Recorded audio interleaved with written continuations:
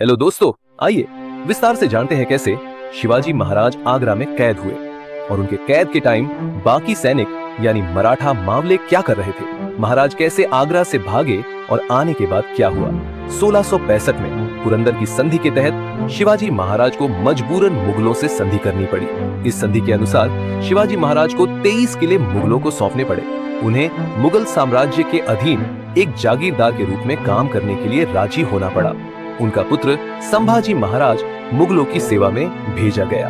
1666 में औरंगजेब ने शिवाजी महाराज को दिल्ली दरबार में आमंत्रित किया ताकि वे मुगलों की ओर से दक्षिण भारत में अभियान का हिस्सा बने। ये वास्तव में एक चाल थी जिससे शिवाजी महाराज को अपमानित करके उन्हें शक्तिहीन किया जा सके।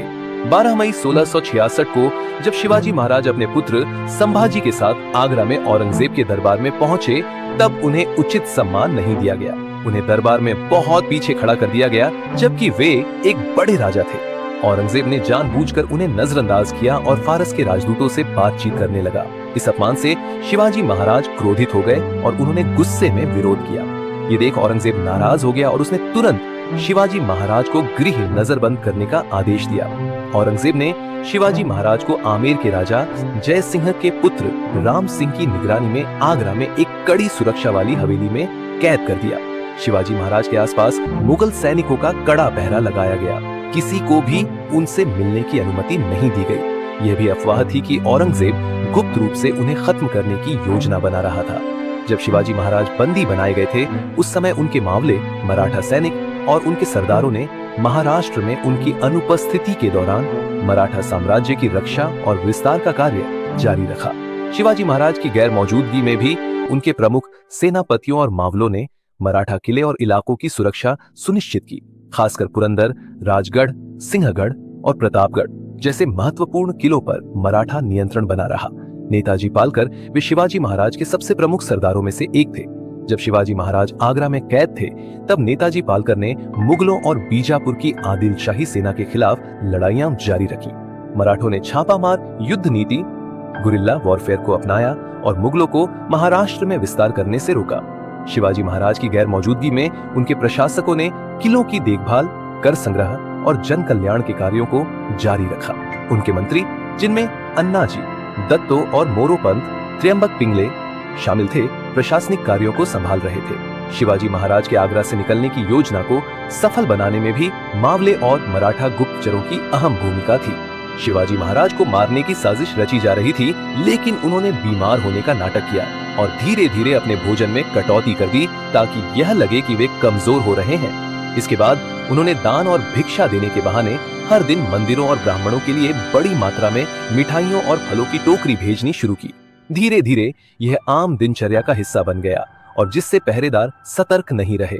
जब पहरेदार इन टोकरियों की रोजाना जांच करने के आदी हो गए और संदेह करना छोड़ दिया, तो शिवाजी महाराज और उनके पुत्र संभाजी एक दिन इन्हीं टोकरियों में छिपकर बाहर निकल गए। पहले दिन शिवाजी महाराज ने अपने रूप में एक नकली व्यक्ति को छोड़ दिया और स्वयं एक टोकरी में छिपकर बाहर निकले। अगले दिन संभाजी भी इसी तरीके से बाहर निकले। सुरक्षा गार्डों को संदेह न हो, इसलिए पहले से योजना बनाकर शिवाजी महाराज के कुछ सैनिक बाहर घोड़ों के साथ तैयार थे। एक बार बाहर निकलने के बाद वे भेष बदलकर अलग अलग रास्तों से महाराष्ट्र की ओर निकल पड़े। लगभग 2 महीनों तक वे अलग अलग मार्गों से सफर करते रहे और अपने छापामार युद्ध कौशल का इस्तेमाल करके मुगलों को भ्रमित करते रहे। अंततः वे सुरक्षित रूप से महाराष्ट्र पहुंच गए, जहां उनके मावल सैनिकों ने उनका भव्य स्वागत किया। उनकी निष्ठा और वीरता ही थी जिसने मराठा साम्राज्य को कमजोर नहीं होने दिया और जब शिवाजी महाराज लौटे तो वे पहले से भी अधिक शक्ति और रणनीति के साथ अपने अभियानों को आगे बढ़ा सके। आने के बाद उन्होंने तुरंत अपने बिखरे हुए सैन्य बल को फिर से संगठित किया और दुश्मनों के खिलाफ तैयारियां शुरू की।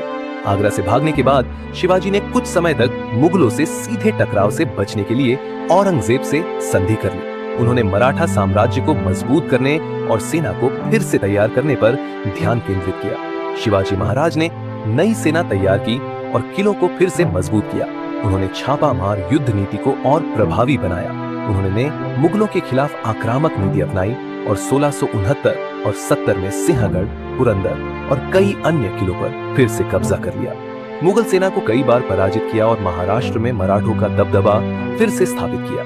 शिवाजी महाराज ने 1670 में सूरत पर दूसरा आक्रमण किया और मुगलों की आर्थिक रीढ़ को कमजोर कर दिया। 6 जून 1674 को रायगढ़ किले में शिवाजी महाराज का भव्य राज्याभिषेक हुआ और वे छत्रपति बने।